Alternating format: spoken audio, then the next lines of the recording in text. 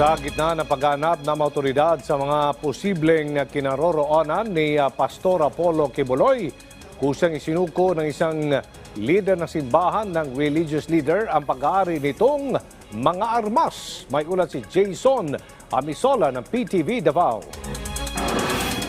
Alas 7:30 Sabado ng umaga, Mayo 25, voluntaryong isinuko na sa kampo ni Barangay Tamayong Kapitan Crescente, Canada ang 21 nitong mga lisensyadong armas sa Criminal Investigation and Detection Group o CIDG Region 11.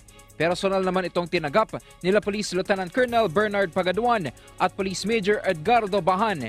Sa isang social media post, sinabi ng abogado nito na isa itong pagpapakita na walang intensyon na gumawa ng away si Canada at ang ibang liderato sa Kingdom of Jesus Christ, the name above every name.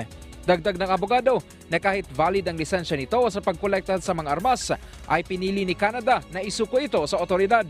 Sagot din ito sa lumalabas na isyu na ginagamit ang kanyang mga armas upang protektahan si Pastor Apollo Quiboloy. Dahil dito, umaasa ang Police Regional Office 11 sa pagsuko ng kampo ni Quiboloy sa otoridad. Hopefully mo, surrender sila para tubangon nila ang mga kaso na i-file against sa ilaha.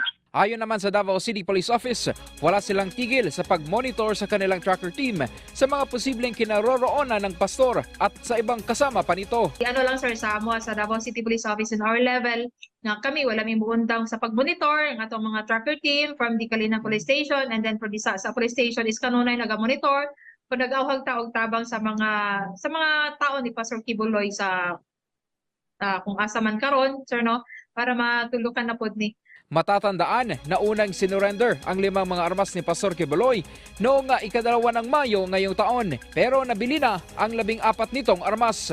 Maliban kay Canada at Pastor Quiboloy, ang mga co-accused na sila Jacqueline Roy, Pauline Canada, Ingrid Canada at Sylvia Semanias ay nananatili pa ring wanted base sa arrest warrant na ipinalabas sa Pasig RTC Branch 159 sa kasong trafficking. Mula rito sa Davao City, Jason Amisola para sa Pambansang TV sa Bagong Pilipinas.